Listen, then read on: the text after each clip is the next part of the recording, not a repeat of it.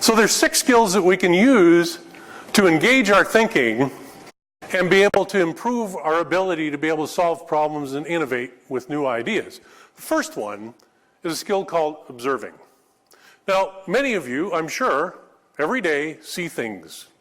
And you're going, oh, that's interesting. What's that all about? Oh, I recognize that. I've seen it before. But what I'm talking about when it comes to observing is something that helped me go from the company that I just about bankrupt before the first recession to being able to rebuild the company. I'll tell you what happened. Is I wound up recognizing that the industry model was broken. In the advertising business for many, many years, agencies were paid a 15% commission on the media that they sold to their clients. The challenge is the agency paid the bill. If the client went bankrupt, so did the agency. Model was broken. So we looked at that and said, okay, we're not going to do that anymore.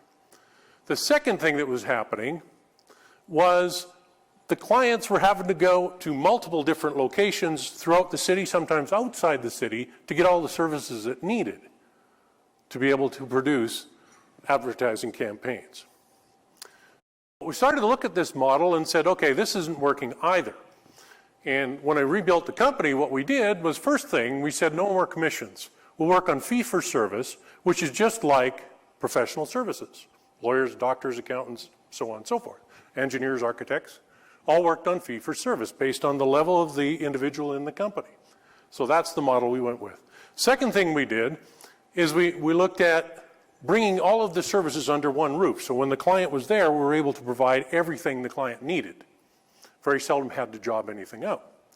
The third thing we realized was we started to look for what was going on in the market, and that was some trends that were going on.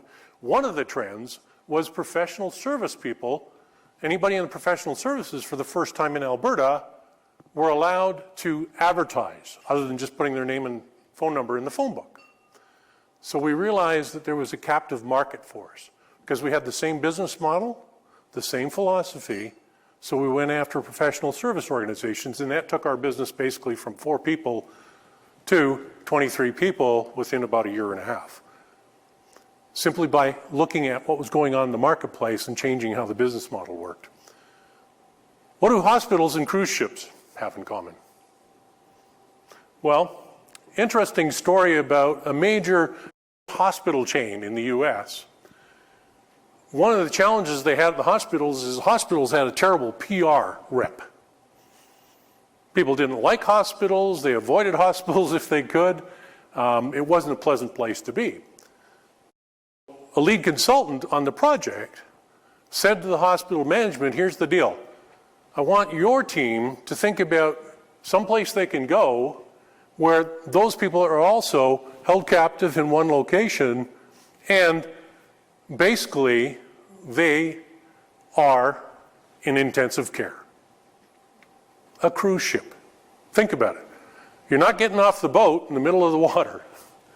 You've got 24-hour care. You've got a small room with a bed, but you've got lots of other things you can do in the environment. The management team of the hospital went on a cruise. They came back, they had 100 different ideas on how to change the hospital.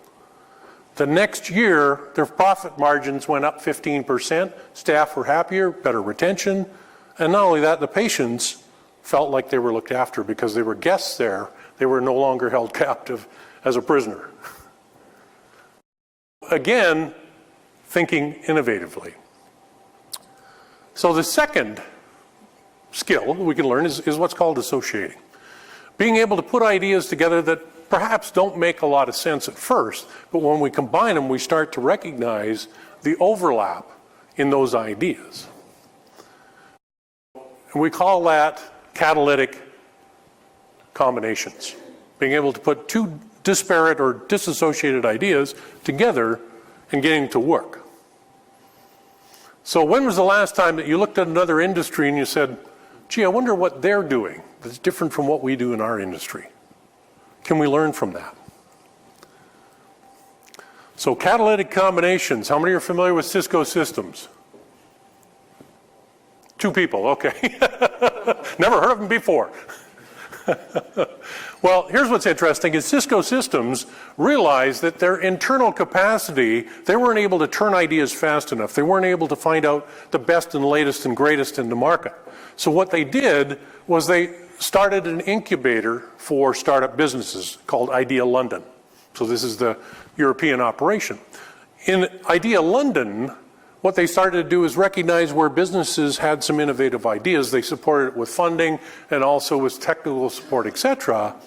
And they were able to launch these ideas and be able to make them profitable. So one of the companies that they launched was able to assess the city's ability to be able to transmit data and also light the city.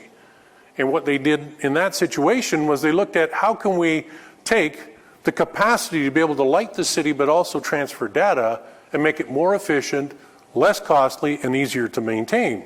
So what they recognized is if they put everything on an Ethernet pipeline, one pipeline could handle both capacities, and the fluctuation in the input and output would help them run the city more efficiently, but also be able to provide better service because they didn't have multiple locations in multiple areas where the information would have to be stored and shared. So that was one company.